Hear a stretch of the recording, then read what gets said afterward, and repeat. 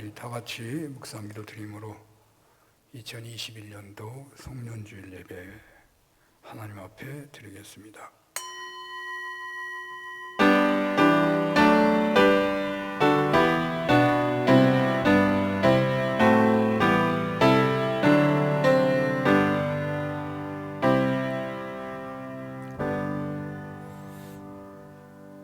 일어나 빛을 발하라. 어둠이 땅을 덮을지라도 오직 너희 위에는 주님의 영광이 나타날 것이라. 이방 나라들이 너희 빛을 보고 찾아들고 풍부한 재물이 몰려들어 이 성전이 이전보다 더욱 영화롭게 되리라. 역사와 시간의 주인 되신 하나님, 오늘에 이르기까지 우리 대한민국과 산운교회와 저희들을 축복해 주셔서 감사와 영광을 돌립니다. 2021년도 마지막 주일을 맞아 산운교회 공동체가 주님 앞에 예배드리며 영적 조직과 영적 예산에 믿음으로 하나 되기를 원합니다. 한 사람 한 사람 소원을 받아주시고 병을 치료해 주시고 어려움을 잘 감당하는 은혜를 덧입혀 주시고 하나님 부르짖어 기도하는 모든 소원에 하나님 응답하여 주시옵소서. 예수님 이름으로 기도합니다. 아멘.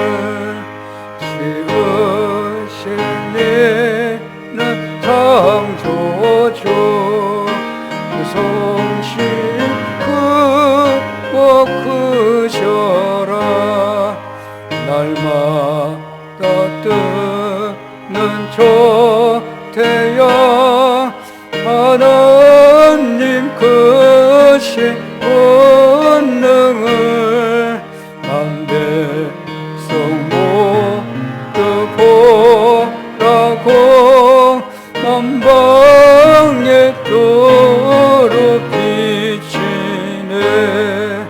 해지고 온 깃들 때 동편하리 떠올라 한마디 한 소식을 이 땅에 두루 전하네. 행성과 항성 모든 별 저마다 제길 돌면서 양쪽의 기쁜 소식을 온 세상 널리 전하네. 엄숙한 침묵 속에서 목별이 길 따르며 지구를 쌓고 돌 때에 울리는 소리 없어도 내 마음 귀가 열리면 그 말씀 밝히 울리네. 우리를 지켜낸 신이 대주제 성부 하나님. 아멘.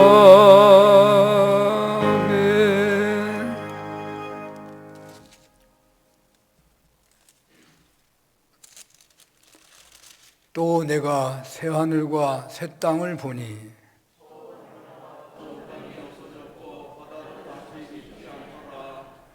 또 내가 봄에 거룩한 성 새 예루살렘이 하나님께로부터 하늘에서 내려오니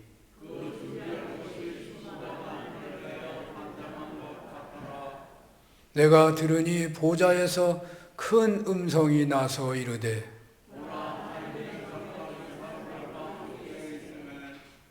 하나님이 그들과 함께 계시리니 그들은 하나님의 백성이 되고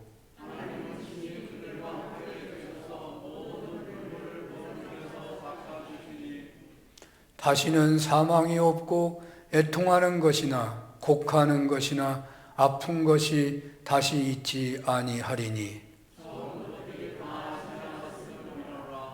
보좌에 앉으신 이가 이르시되 아멘. 전능하사 천지를 만드신 하나님 아버지를 내가 믿사오며 그 외아들 우리 주 예수 그리스도를 믿사오니 이는 성령으로 잉태하사 동정녀 마리아에게 나시고 본디오 빌라도에게 고난을 받으사 십자가에 못 박혀 죽으시고 장사한 지 사흘 만에 죽은 자 가운데서 다시 살아나시며 하늘에 오르사 전능하신 하나님 우편에 앉아 계시다가 저리로서 산자와 죽은 자를 심판하러 오시리라. 성령을 믿사오며 거룩한 공예와 성도가 서로 교통하는 것과 죄를 사하여 주시는 것과 몸이 다시 사는 것과 영원히 사는 것을 믿사옵나이다. 아멘.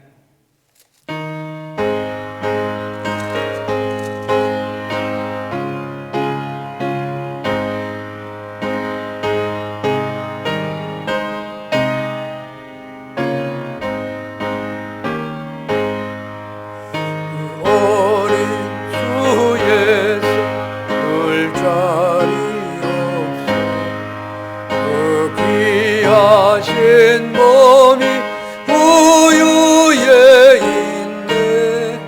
저 하늘 별들이 반짝이는데 그 어린 주 예수 올리에 자네 저 육축 소리에 아기 잠깨나 그 순하신 예수 우시지 않네. 그 귀한 예수를 나 사랑하니 새날이 밝도록 함께 하소서. 그 예수 내 곁에 가까이 계셔 그 한없는 사랑 늘 베푸시고 온 세상 아기들 다 품어주사 주 품 안에 안겨 살게 하소서. 아멘.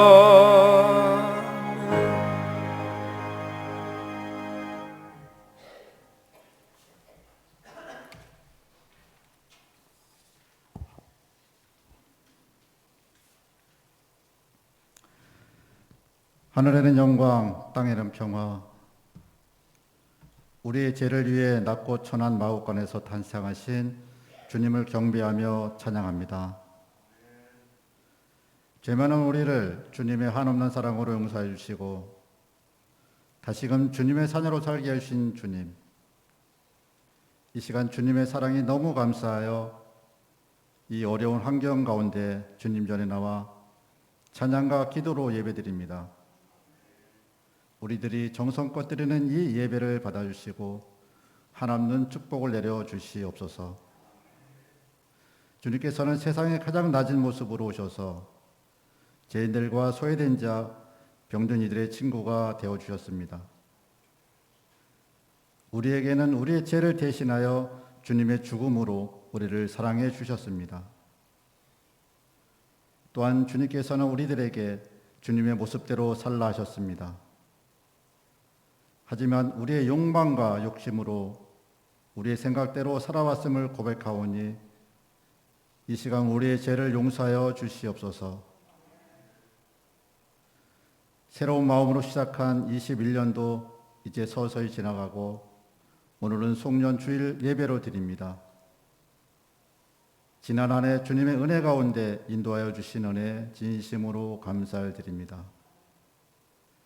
연초 주님을 향한 주님의 자녀로 주님의 모습으로 살아가고자 다짐했던 결단들을 이 시간 다시 되돌아 봅니다.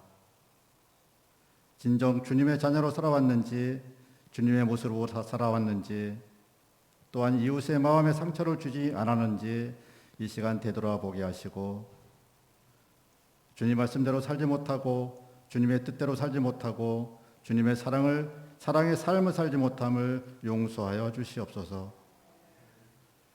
연약한 믿음과 게으름의 신앙으로 세상 속의 삶을 용서하여 주시옵소서.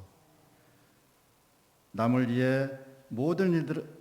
올해 모든 일들을 잘 마무리하게 도와주시고, 다가오는 새해에는 소망이 넘치는 한 해 되게 하여 주시옵소서. 주님께 더욱 충성하게 하시고 주님 말씀 중심으로 살게 하시며 주님 안에 새 사람이 되게 하여 주시옵소서. 또한 새해에는 코로나도 극복하게 하셔서 서로 웃고 기쁨을 누리는 행복한 세상이 되게 하여 주시옵소서. 올 한 해 우리에게는 주님이 주신 주님의 은혜가 너무 넘치는 한 해였습니다. 전 세계적으로 불어닥친 코로나의 위협과 또한 불의의 교회 화재로 우리들이 방황하고 헤맬 때 주님께서 친히 사랑의 손길로, 은혜의 손길로 인도하셔서 성전 복구가 잘 마무리되게 하시고 다시 아름다운 성전으로 거듭나게 하셔서 이곳에서 다시 예배 드리게 하심을 진심으로 감사를 드립니다. 어려운 가운데 복구를 위해 헌신한 손길들, 이웃 교회의 아름다운 헌금, 재정적으로 어려운 가운데 도움을 주신 교회들, 지나가다 주님의 성전을 보고 안타까운 마음으로 헌금한 손길, 주님 모두 다시 축복해 주시고 한없는 주님의 사랑을 내려 주시옵소서. 우리 산원교회도 이 모든 분들 사랑을 잊지 않게 하시고 주님께서 가장 낮은 모습으로 오신 것 같이 가장 낮은 모습으로 이웃을 섬기며 소외되고 병든 자의 친구가 되는, 그래서 세상 속에서 밝은 빛을 내는 교회로 거듭나게 하여 주시옵소서.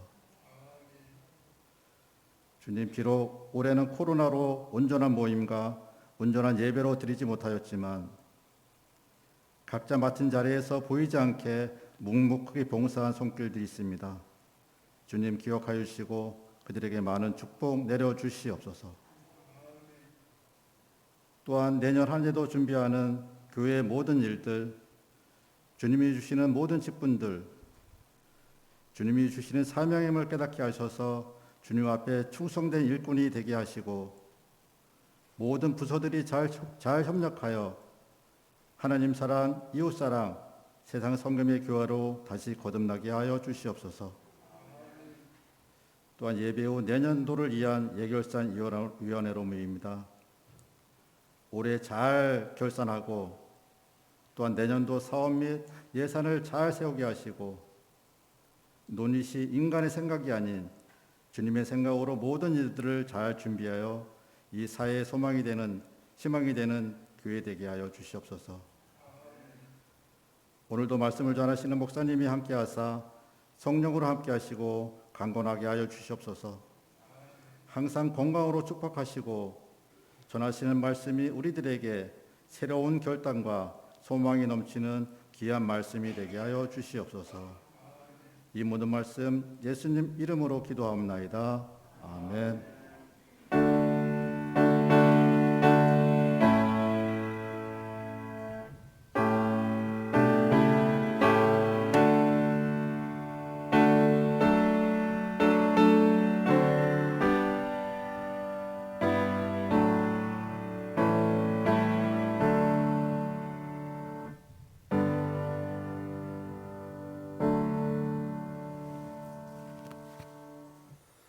성경 말씀은 마태복음 13장 31절, 32절입니다.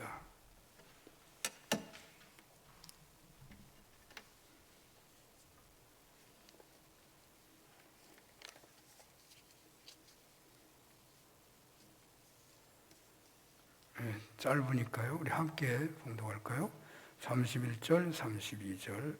또 비유를 들어 이르시되 천국은 마치 사람이 자기 밭에 갖다 심은 겨자씨 하나를 같으니 이는 모든 씨보다 작은 것이로되 자란 후에는 풀보다 커서 나무가 되매 공중의 새들이 와서 그 가지에 깃들이느니라. 아멘.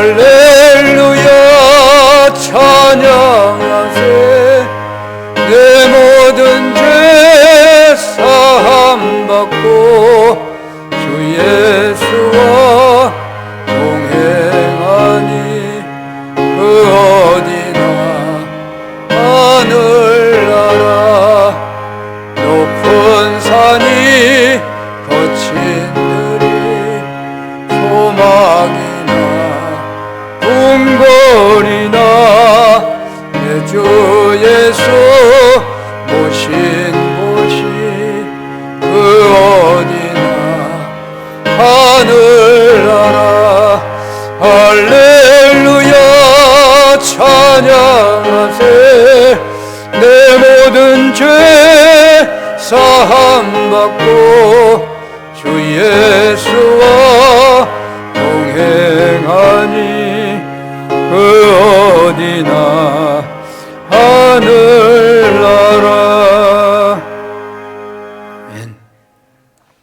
예, 어제 성찬절을 지키고 또 오늘 성탄 후 첫째 주일 송년 예배를 드리게 되었네요. 그래서 어제 거창하게 예배를 드렸는데 오늘 또 하나 하는 그런 생각도 아마 있지 않았을까. 그래서 많이 힘드셔서 오늘은 아마 집에서 예배 드리는 분도 또한 많은 것 같기도 합니다. 아예 그냥 어제는 오질 않고 오늘 오신 분도 혹시 계시는가 해집니다. 자, 그런데 성탄절이라고 하는 것은 보통 절기가 아닌 것이죠. 너무 바쁜 시대를 살다 보니까 성탄절 하루만 이렇게 지키고 있는 것이죠. 기독교의 명절 중에서 우리나라에서 다른 나라는 좀 다르더라고요. 우리나라에서 유일하게 지키는 날이 아마 성탄절일 것입니다. 부활절은 주일날이 부활절이어서 무슨 뭐 추수감사주일도 일요일 날이니까 어차피 성탄절은 평일인데도 성탄절이잖아요. 그러니까 성탄절이 가장 전 세계적인 지구촌 전체의 명절인 것이죠. 역사 속에 나타난 기록들 중에는 전쟁을 하다가도 성탄절에는 전쟁을 안 한다고 그러더라고요. 우리나라는 예겠지만 말이죠.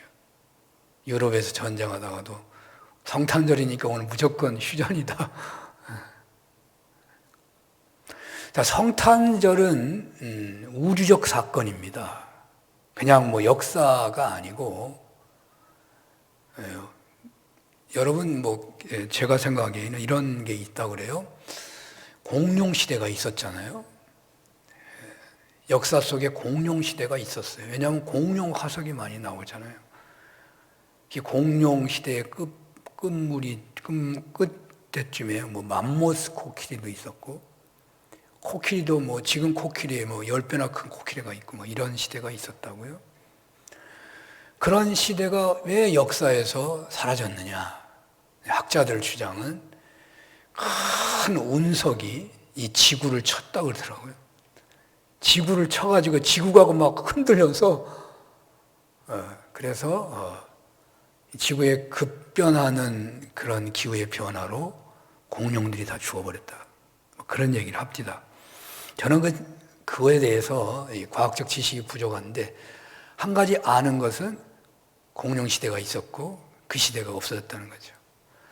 자, 우주 역사 속에서, 인류 역사 속에서 최고의 사건, 하나님이 인간이 돼서 이 세상에 오신 사건이잖아요. 있을 수가 없는 거예요. 이 어마어마한 사건이 일어난 거예요. 하나님과 인간을 비교한다면 이 세상에서 우리의 이성으로, 우리의 지성으로는 비교할 방법이 없어요, 사실은요. 어떤 사람이 사람과 개미로 하나님이 사람이라면 인간은 개미다, 이렇게 비교하는 사람도 있습니다만은 그거로도 비교가 안 되는 거죠. 근데 설령 그렇게 비교한다면 하나님이요, 개미가 돼서 이 세상에 오신 거예요. 이 어마어마한 사건이 벌어진 것이죠. 성탄절은 새로운 이 지구상의 이 인류 역사에 완전히 획을 긋는 새 시대의 출발이거든요. 그래서 사실은 그러니까 BC가 AD가 되는 시대라고 그렇게 말을 하죠. 기원전이 기원후가 된 시대. 요즘에는 모든 민주화가 되고 모든 종교가 다 고등 종교는 인정이 되고 심지어는 우상 숭배하는 것까지도 인정되는 시대가 되다 보니까 기원전, 기원후 중요하게 여기지를 않아요. 예수님이 오심으로 시대가 예수님 전 시대, 예수님 후 시대로 확실하게 변한 것이 예수님의 탄생이죠. 그러니까 예수님 전에는 선악과를 따먹은 사람들의 세상이에요. 그래서 누가 옳으냐 그르냐 그게 중요하고, 또 눈은 눈, 이해는 이로 살아가는 그 모든 법이 그런 시대인 거예요. 로마도 그렇고 페르시아도 그렇고 에집트도 그렇고 세상에 내놓으라 하는 어떤 나라도 법이라는 게 눈은 눈, 이는 이예요. 더 이상 없는 겁니다. 선악과의 시대인 거예요.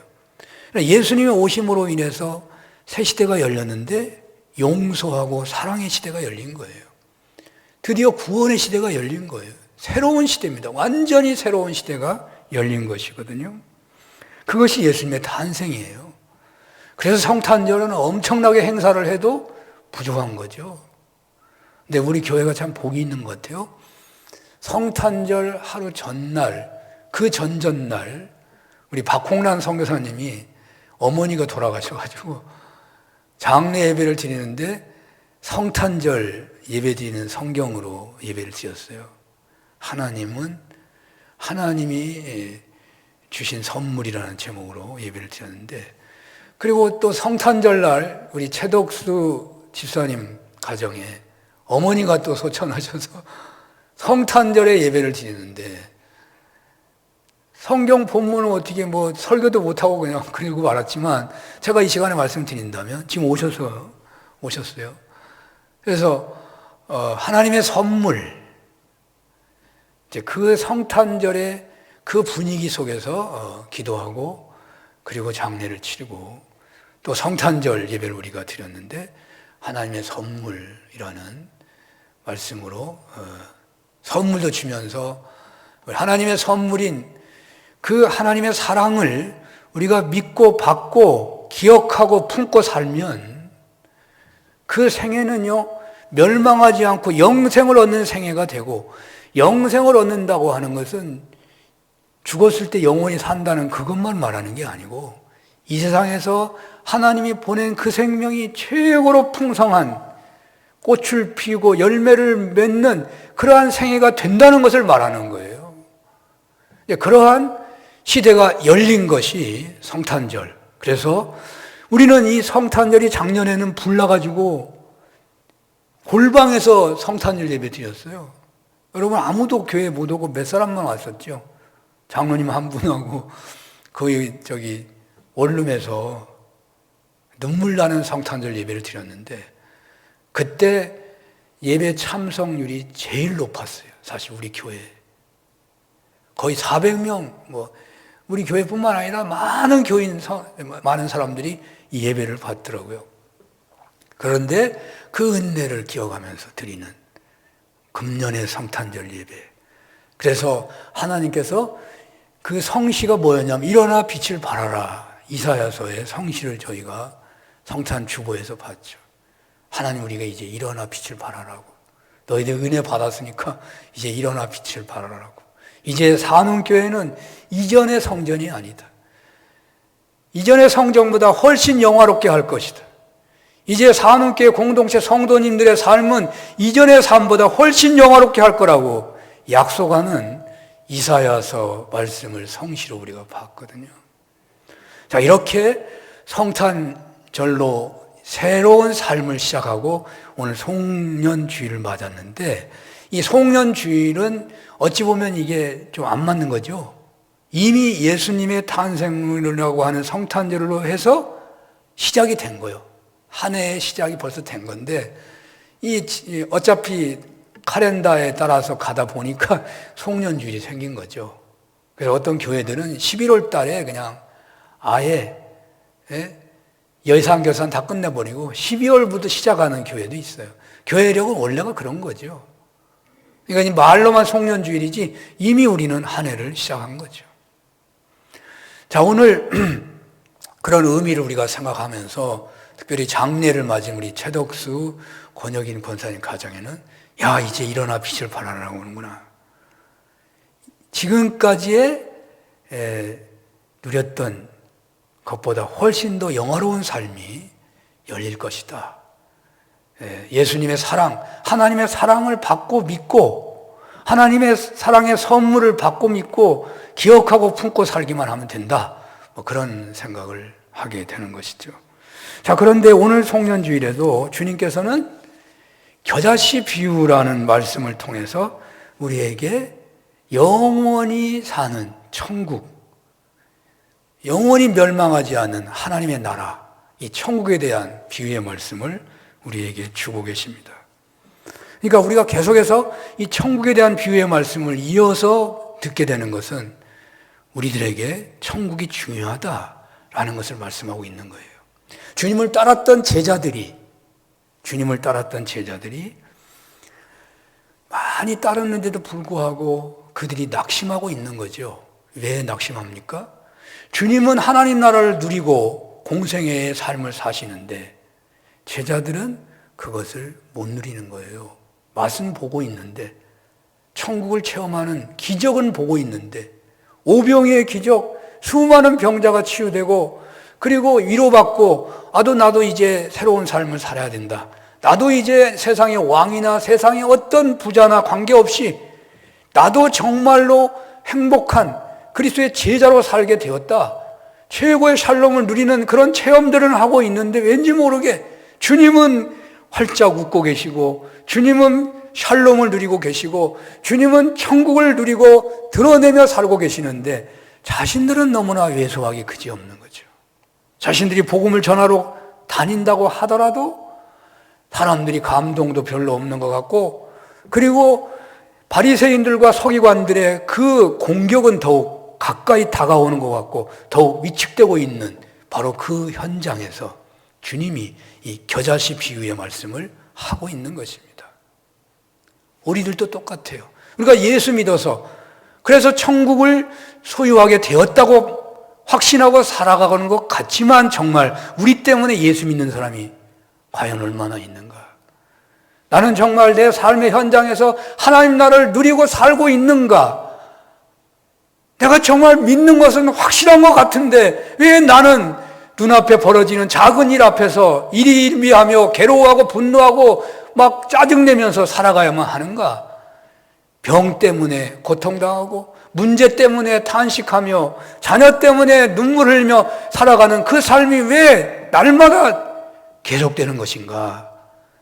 내가 예수 믿어 천국 백성이 됐다고 하는데 바로 그들에게 지금 주님이 겨자씨 비유의 말씀을 하신다고 오늘 본문을 본다면 그런 상황에서 말씀이 주어지고 있는 겁니다.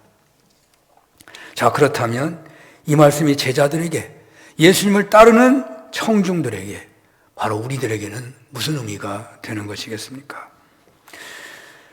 앞에서 주님이 씨 뿌리는 비유의 말씀을 하셨죠. 옥토가 된다면 30배, 60배, 100배로 결실할 것이라고 말씀하셨어요. 그런데 열매가 씨를 뿌리자마자 맺혀지는 경우는 거의 없는 거죠. 결실의 때가 되어야 하는데 때만 되면 그냥 열매 맺는 게 아니죠. 햇빛을 받아야 되고 또 영양이 공급돼야 되고 또 농부들이 돌봐야 되죠. 잡초가 무성하면 열매를 못 맺는 거잖아요. 우리가 모태신앙 그런 좀 부정적으로 말할 때 모태신앙을 뭐라 그러냐면 모태신앙은 신앙생활을 오래 해도 모태 하는 어린이같이 신앙생활하는 경우가 있다고. 모태 배에서부터 예수 믿은 사람 엄마 뱃속에서부터 이게 모태신앙. 근데 그 모태를 시옷자로 모태로 표현한다고 그러잖아요. 왜냐하면 체험이 부족하기 때문에. 신앙생활은 잘하는데 체험이 부족해가지고 능력이 부족한 그런 경우가 있다고 하잖아요. 신앙이란 역경이나 시련이나 어떤 신앙적 과제로 인한 어려움 속에서 충성스럽게 통과하는 그런 과정에서 믿음이 자라는 거지 그냥 시간만 되면 자라는 게 아니거든요.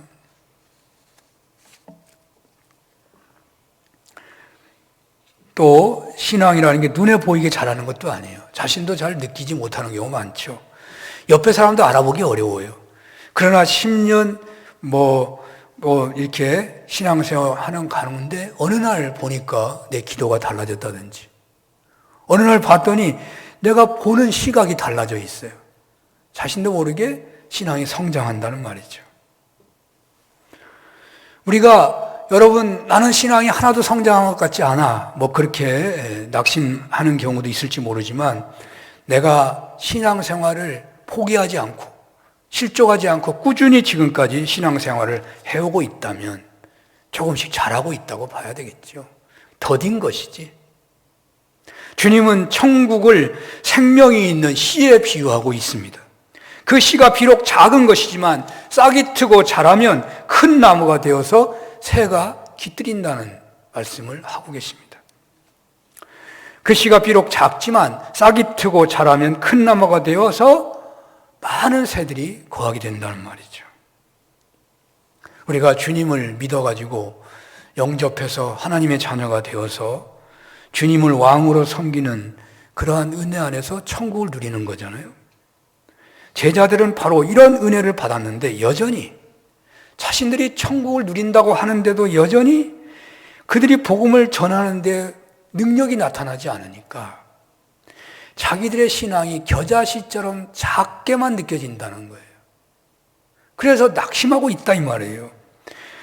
그래서 그들은 복음을 전하지만 열매가 없고 그들을 핍박하는 사람들은 더욱 그냥 힘을 내는 것 같고 그들은 더욱 위험에만 자기들이 노출되는 것 같아서 낙심하고 있는데 바로 그들에게 주님이 겨자씨 비유를 하고 있다고 말입니다. 이축되어 있는 그들에게 낙심하지 말라고 이 겨자씨 비유를 하고 있는 것이죠. 이 겨자씨가 큰 나무가 되어서 새가 깃드는 것처럼 주님의 복음은 생명이 있기 때문에 점점 자라게 될 것이라는 말입니다.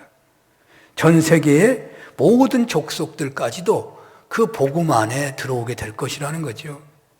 그러므로 이 비우는 제자들에게 확신을 주고 희망을 준 것으로 넓은 세상에 씨를 뿌리러 나가는 그들에게는 절실했던 복음을 전하기를 소원하고 있는 제자들에게는 정말로 필요한 그런 메시지였다는 말이에요.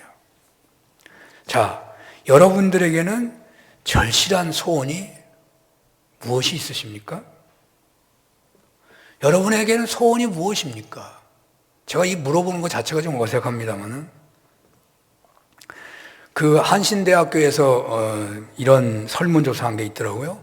논문 자료를 제가 찾다가 본 것인데 상당히 오래된 자료이긴 합니다만은 인생에 있어서 가장 중요한 것에 대한 설문에 대한 조사였는데 사람들이 첫 번째로 꼽은 것이 뭐냐면 건강이었다는 거예요. 두 번째로는 우리들이 보통 말하는 행복 아카데미에서 말하는 그 행복이 아니라 이 세상에서의 행복 두 번째로 꼽은 게, 세 번째는 신앙생활, 네 번째는 좋은 친구와 사귀어서 어떤 삶을 즐기는 것, 마지막으로 남을 돕는 것, 이런 순으로 사람들이 꼽았다 그래요. 그런데 이 순서가 그래도 세 번째니까 신앙생활도 참 괜찮다라고 볼 수 있지만 이건 일반 사람들 전체를 놓고 뽑은 거예요. 그러니까 기독교인이 한 15%나 20%라면 이제 이렇게 된다고 보는 거죠. 근데 세 번째면 다행인데 이게 프로테지를 보니까 심각하더라고. 첫 번째로 건강을 원하는 사람들이요 44.4%가 건강을 첫 번째로 뽑았고, 두 번째로 뽑은 것은요 행복한 가정생활은 31.4%, 그리고 복된 신앙생활은 6.2%밖에 안 돼요. 건강해서 직장생활 잘하고 행복한 가정을 이루고 그리고 시간이 주어진다면 신앙생활을 내가 해보겠다. 아마 이것이 일반 사람들, 아니 우리나라 대부분의 사람들 정신세계가 아닌지 모르겠습니다. 아마 이 흐름은 점점 심화되고 있다고 봐야 하겠죠. 우리 교회에 조사한다면 조금 나을 것이라고 생각하지만 상당히 많은 사람들이 이러한 흐름 앞에서 흔들린다고 저는 생각합니다. 흔들리고 있어요. 몸이 아프면 신앙생활이 그냥 내려앉게 돼 있잖아요. 가정사회, 직장사회에 어떤 문제가 생기면 신앙생활 내려놓는 경우 많죠. 그러니까 언제나 이 세상에 있는 것이 먼저인 경우가 많은 거죠. 그리고 흔들려요. 아직은 아니지만. 근데 주님께서는 먼저 그의 나라와 의를 구하라고 하시죠. 먼저 건강을 구하라고 하지 않습니다. 먼저 세상의 행복을 구하라고 하지 않습니다. 주님은 먼저 그의 나라와 의를 구하라. 그러면 건강을 줄 것이고 그리고 행복을 줄 것이라고 약속하고 있는 것입니다. 그래서 우리는 하나님 나라에 소망을 두고 살아야 되는 것이죠. 우리가 천국을 체험한다면, 우리가 천국을 체험했다면 아마도 그 천국을 누군가에다가 전하고 싶은 마음이 우리의 중요한 어떤 영적 욕구 중에 하나일 거예요. 물론 이제 세월이 지나다 보니까 처음 믿을 때는 막 뜨겁게 복음 전한다고 갔는데 10년, 20년 되다 보니까 이제 전에도 뭐 되지도 않고 하니까 이게 좀 식기는 식어 있지만, 그러나 그래서 조금 멈춰 있는 것이지 우리의 근본적인 중요한 목적 중에 하나는 복음을 전하려고 하는 그러한 꿈틀거림이 있는 것이잖아요. 우리가 병이 치료됐어. 어떤 약을 썼는데 병이 치료됐어. 고질적인 병이. 그러면 나와 똑같이 아픈 사람이 있다면 그 사람에게 그 약을 전해주고 싶은 것이 누구나 다 똑같은 마음 아니겠어요? 자기가 정말 엄청나게 고생해서 치료받았다고 한단 말이죠. 우리가 천국을 경험했다면 그 천국을 전하려고 하는 마음이 대단하게 되는 것이죠. 이렇게 그러므로 우리가 이런 이 제자들처럼 복음의 씨가 뿌려져 가지고 우리가 하나님 나라에 대한 확장의 어떤 갈급함이 있을 때 그런 마음이 있는 사람에게 그러나 잘 되지 않고 그래서 낙심하고 있는 바로 우리들에게 바로 이 겨자씨 비유가 전해지고 있다 그 말입니다. 우리가 세상의 가치관으로 사는 사람에게는 이 겨자씨 비유는 하나님 말씀과 다가갈 수가 없다고 말이죠. 내가 내 마음 안에 우리 자신 안에 천국이 이루어진 것 같은데 무엇보다도 그 문제가 혹시 아니라면 난 천국이 이루어져야 한다 하는 그런 갈급함이 있어야 된단 말이죠. 여러분의 가정에 하나님 나라 은혜가 미약하다면 어쩌면 우리는 이 문제에 대해 줄이고 목말라야 하는 것이죠. 우리 교회와 이 지역사회와 한반도 이 세계 속에 하나님 나라 운동이 너무너무 미약하고 정말 흔들리고 있다는 이 현실 앞에서 어쩌면 우리는 애통해야 할 수 있는 그런 것이 중요하다는 말이죠. 세상은 온통 물질의 목적을 두고 그 물질로 누리게 되는 부귀영화에만 매달려 살아가는 것이 대세인데 그 속에서도 믿음을 지키기를 원하고 주님 뜻대로 살아보고 싶어하는 여러분들에게 주님은 이 시간에 겨자씨 비유로 말씀을 하고 있다는 말입니다.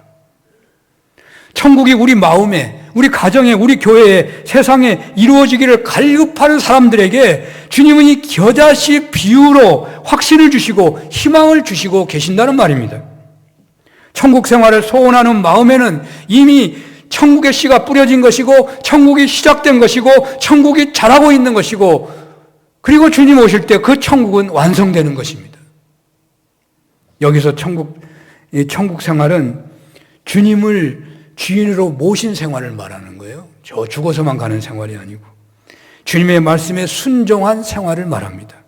이 생활이 거부가지 않고 어색하지 않고 힘들지 않고 자연스럽다면 아마 천국이 이루어진 것이죠. 아직 세상은 주님을 주인으로 모시는 천국 생활을 거부하고 핍박하고 조롱하고 있지만 그런 생활 속에서 신자들은 피해당하기도 하고 하지만 그럼에도 불구하고 주님을 왕으로 모시고 살고 그것 때문에 기뻐하는 삶을 산다면 그 신앙인은 천국 생활에 가깝게 살고 있는 거죠. 여러분들이 예수님을 영접했으니 여러분들의 삶과 모든 영역에는 천국의 겨자씨가 뿌려졌다는 것입니다.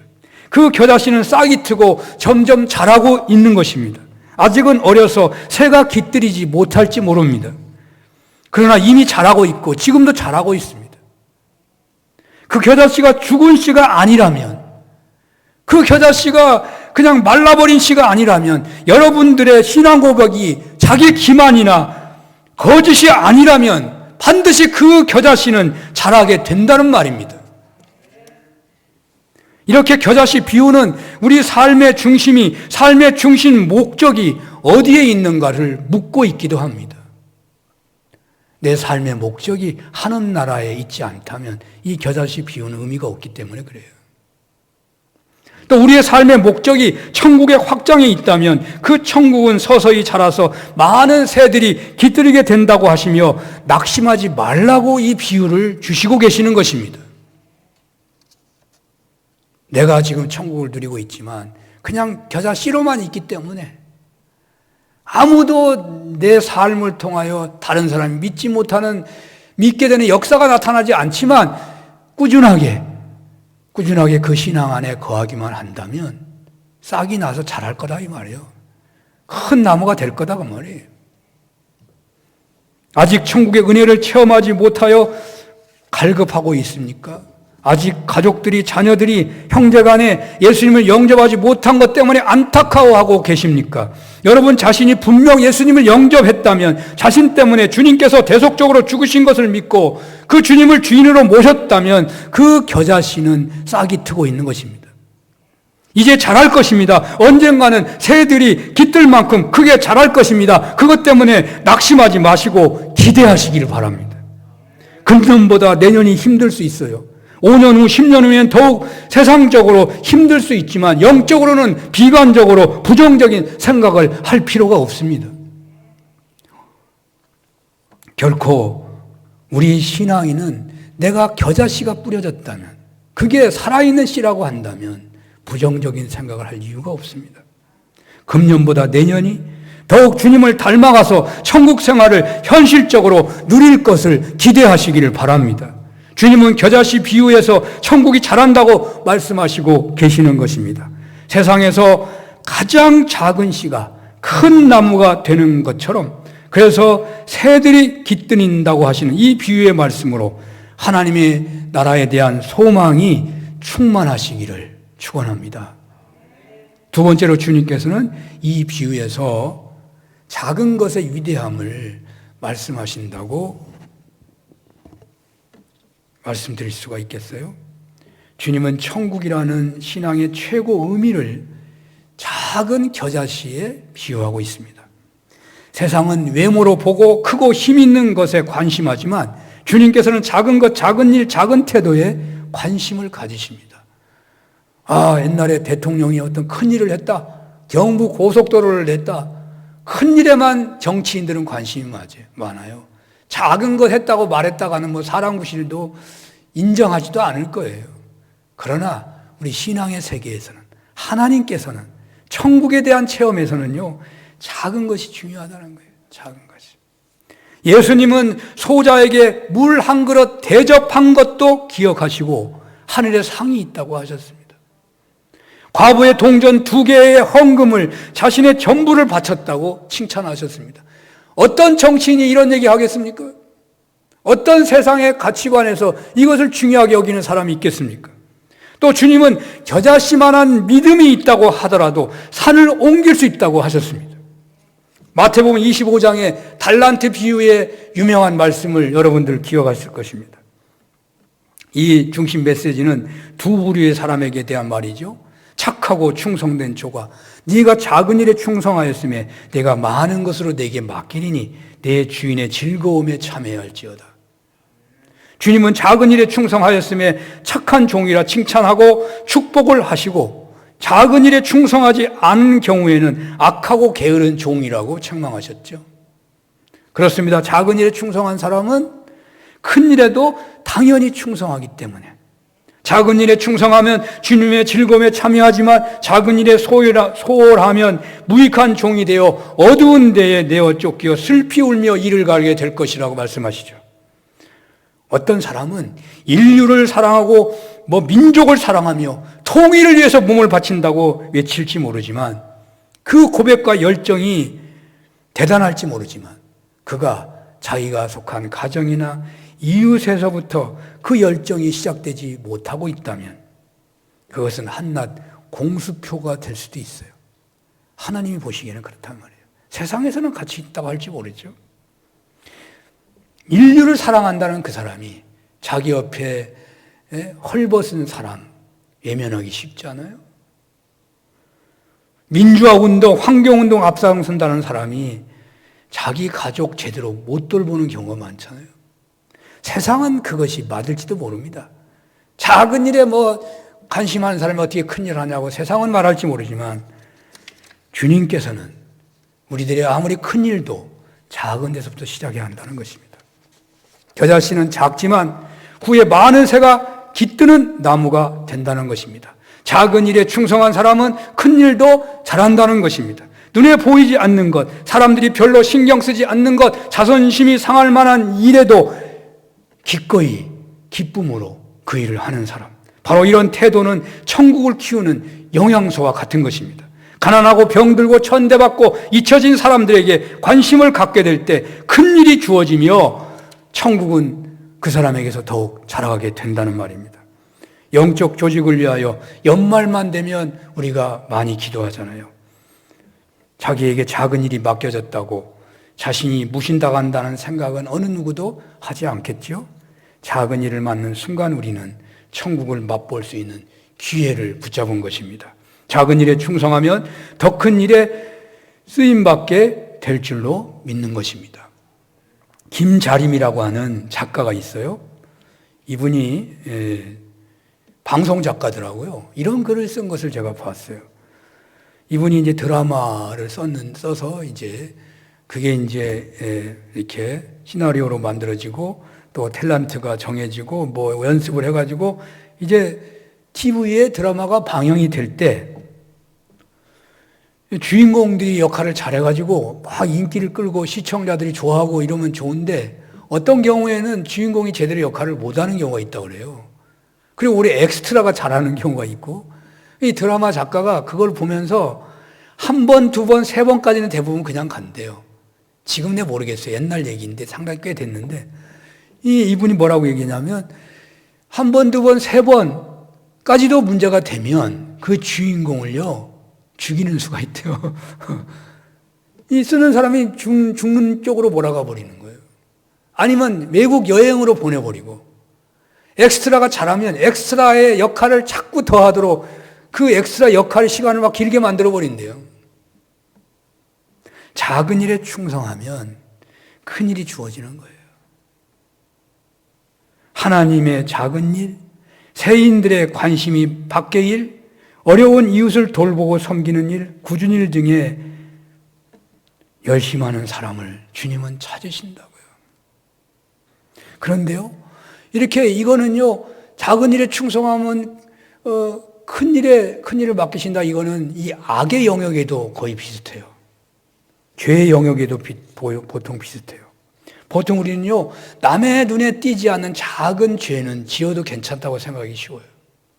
그리고 큰 죄는 잘못 걸리면 감옥 가고 하니까 조심하는 경우가 많은 거죠. 대부분 사람들이 그렇게 살지 모릅니다. 그런데 이 겨자씨 비유로 그 의미를 상상한다면 주님은 작은 죄라도 짓지 않기 위해서 영적인 삶에 충실하는 사람을 칭찬하는 거예요. 작은 죄라도 짓지 않으려고 하는 거예요. 그러면 큰 죄 안 지는 거예요. 작은 죄를 무시하다 보면 큰 죄도 짓게 되는 거예요.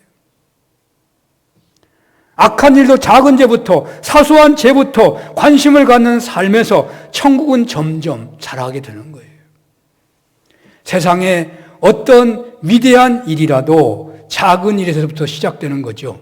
겨자씨가 큰 나무가 되어서 새들이 깃들이는 것과 같은 행복한 결과가 맺어질 수 있도록 매사 작은 일에 주의하고 충성하는 여러분들 다 되셨으면 좋겠습니다. 이제 끝으로 오늘 비유의 마지막 말씀을 좀 생각해 봅니다. 이 본문의 본문 자체를 한번 보려고 하는데요. 천국은 겨자씨가 자기 밭에 뿌려진 것과 같은데 겨자씨가 큰 나무로 자라서 새들이 깃들이게 된다. 이 원문에는 새들이 깃들이는 안식처는 그냥 새들이 공중에 날아다니니까 지쳐가지고 잠깐 앉았다가 가는 뭐 그런 의미의 안식처가 아니고 원문 본래 의미는 집 없는 가난한 가정이 그 집 없는 일로 크게 서러움과 상처를 당했는데 바로 그런 가정이 자기 집을 장만하듯이 새들이 보금자리를 얻게 된다는 뜻이라는 거예요. 겨자씨의 작은 천국이라면, 겨자씨는 작은 천국이라면 이 겨자나무는 큰 천국을 말하는 것입니다. 천국은 겨자씨가 심겨워져서 크게 자라서 많은 새들이 깃드는 것과 같다는 것입니다. 그러므로 우리가 천국을 진정 체험했다면 수많은 영혼들의 안식처를 주고 쉼을 주고 행복을 주는 어머니의 품처럼 될 수 있다는 것입니다. 우리네가 천국을 겨자씨만큼만이라도 경험했다면 그의 영혼은 겨자나무가 되듯이 세상의 수많은 사람들에게 참된 안식을 주는 그런 신앙 성품으로 점점 자라가게 된다는 것입니다. 사도 바울이 주님을 다메섹에서 만난 그 체험을 하고서 그 신앙이 계속해서 성장했잖아요. 그는 계속하여 많은 영혼들을 주님께로 인도하는 삶을 살았습니다. 하나님 나라에 대한 분명한 체험은 주님께 지배를 받는 그런 천국에 대한 체험은 티끌 같은 겨자씨가 큰 겨자나무가 되는 것처럼 우리네 삶에 대한 근본적인 변화를 가져다 준다는 것입니다. 그러므로 주님을 따르는 제자들에게 있어서 동시에 예수 믿는 여러분들 한 분 한 분에게 있어서 천국에 대한 체험은 너무나도 중요한 것입니다. 주님을 주인으로 모시고 그 주님을 주인으로 따르는 삶을 살면서 천국을 체험한 제자들은 점점 그 천국이 자라가가지고 훗날 주님처럼 더 큰 일로 쓰임받은 것을 우리가 알 수 있잖아요. 주님이 말씀하신 것처럼 내가 할 일도 하고 더 큰 일도 한다는 그 말씀처럼 그 제자들이 그렇게 쓰임받았어요. 뭐가 큰 일이냐? 물론 예수님처럼 죄인을 용서하는 그런 큰 일은 못하지만 주님은 11명의 제자지만 예수님 제자들은요 예루살렘만 있는 게 아니고 유럽으로도 가고 미국으로도 가고 아프리카도 가고 아시아도 오고 얼마나 큰 일을 했는지 몰라요, 제자들이요. 그런 의미에서 큰 일이란 말이죠. 그런데 주님을 따랐던 사람들이 다 승리하고 성공자가 아니에요. 실패자가 더 많아요. 유다는 물질적인 목표와 정치적인 계산을 품고 주님을 따랐기 때문에, 물질적인 목표와 정치적인 계산을 품고 주님을 따랐기 때문에 주님의 삶은 그에게 천국에 대한 체험을 주지 못했어요. 결국 그는 주님을 배반했잖아요. 천국을 체험하지 못해서 결국 유다는 주님을 배반한 거예요. 그리고 5,000명이나 먹었다는 오병이의 기적, 주님을 따랐다는 수많은 사람들이 있다고요. 그 사람들이 다 성공했냐고요. 주님을 따랐는데. 성공한 사람 별로 안 됐게. 성경에 정확한 숫자가 나오지 않으니까 제자는 11명이고 그 다음에 마가다락방에 120문도가 나오니까 120명은 분명한데 그 다음 숫자는 잘 모르지만 분명히 주님을 따른 사람은 많았지만 주님이 누렸던 그 하나님 나라를 체험한 사람은 별로 많지 않았다고 말이에요. 주님을 따랐던 그 많은 사람들은 진정 주님을 따르는 가운데 자신의 전 세계를 흔들어 놓을 만한 그런 천국 체험을 못한 자들이 많았다고 말이에요. 천국의 체험은 그저 관광지에서 즐기는 문화체험 정도가 아닌 것입니다. 천국 체험은 그저 화려한 꽃축제 경험 그런 정도가 아닙니다.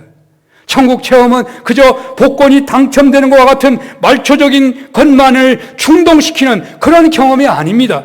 천국 체험은 금방 눈이 맞았다가도 몇 년 안에 이내 식어버리고 마는 쾌락의 노예가 된 사랑노름 잔치 체험이 아니에요.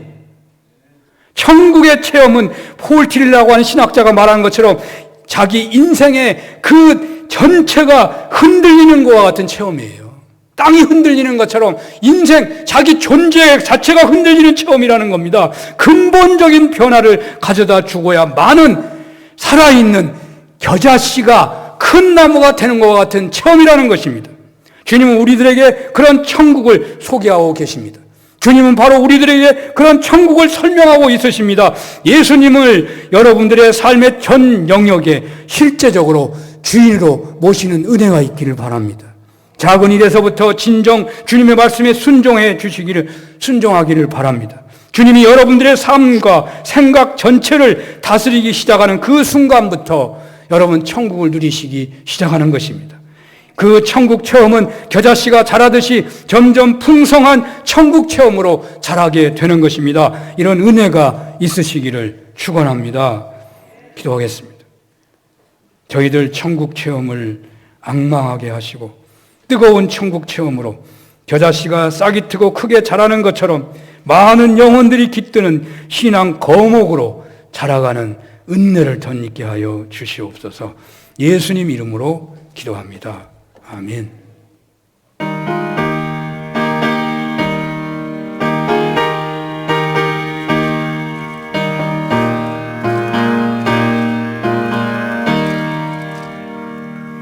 주님 주실 화평 믿음 얻기 위해 너는 정성껏 기도했나. 주의 제단 앞에 모두 바치기 전 복을 받을 줄 생각하라. 주의 제단에 산제사 드린 후에 주 내 맘을 주장하니 주의 뜻을 따라 그와 동행하면 영생 복락을 누리겠네. 주의 밝은 빛에 항상 활동하며 선한 사업을 힘쓰겠나. 자유 얻으려면 주의 뜻을 따라 너의 모든 것 희생하라. 주의 제단에 산제사 드린 후에 주 내 맘을 주장하니 주의 뜻을 따라 그와 동행하면 영생 복락을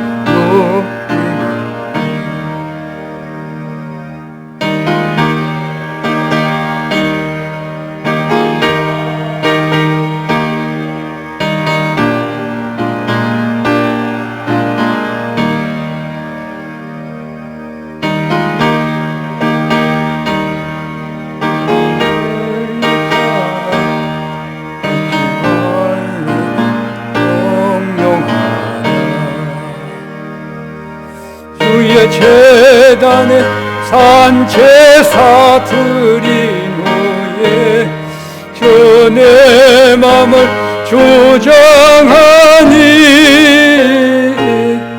주의 뜻을 따라 그와 동행하며 영생 복락을 누리겠네. 할렐루야. 하나님 아버지, 우리의 몸을 드리는 고백으로 물질을 성별합니다. 11조 감사, 주일헌금, 기관헌금, 일천번제, 성교헌금, 모퉁이헌금, 건축헌금, 성탄헌금으로 드리오니 기뻐 받아주시고 하나님 나라 확장되는 주님의 사업에 귀하게 쓰임받는 물질, 귀하게 쓰임받는 일터, 귀한 손길들 다 되게 하여 주시옵소서. 주님의 몸된 신령한 예배 현장을 위해서 몸을 바치는 모든 정성을 받아주시길 원하옵고 예수님 이름으로 기도합니다. 아멘. 교회 소식, 다음 주에 공동회의 있고요. 직분 임명식이 있고요. 2월 둘째 주에는 졸업 진급 예배가 있습니다. 우리 홍승현 청년, 우리 반주자로 오셨는데 다음 주에 인사해도 되는데 미리 잠깐 오셨으니까 잠깐 일어나시겠습니다. 박수로 환영하겠습니다.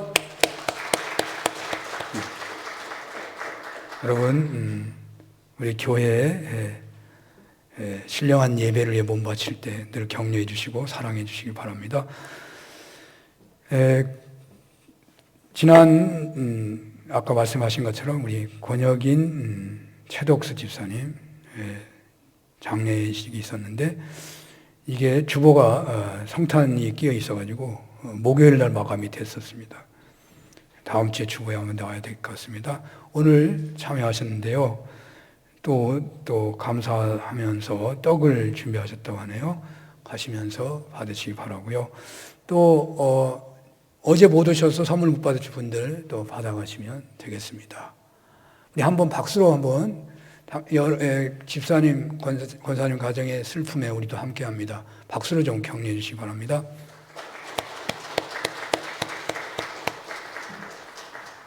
다 같이 일어나시겠습니다.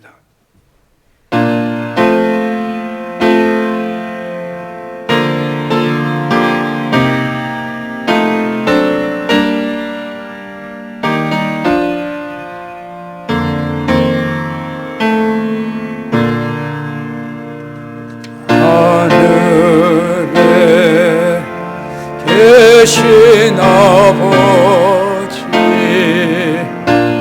이름 거룩하사 주님 나라 임하시고 뜻이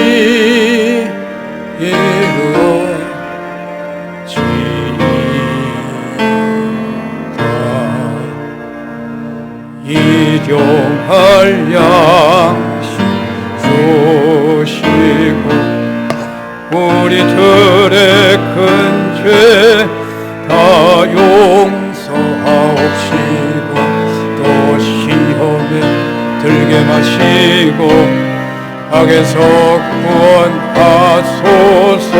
대개 주의 나라 주의 권세 주의 영광 영원히 아멘. 성부, 성자, 성령 하나님의 크신 은혜와 사랑하심과 역사하심이 이 시간 송년주일로 몸바쳐 예배하는 모든 종들 머리 위에 이 시간 천국을 체험하기를 앙망하며 뜨거운 천국 체험으로 겨자씨가 싹이 트고 크게 자라는 것처럼 많은 영혼이 깃드는 신앙 거목으로 자라기를 소원하며 돌아가는 모든 종들 머리 위에 영원히 함께해 주시옵기를 축원합니다. 아멘.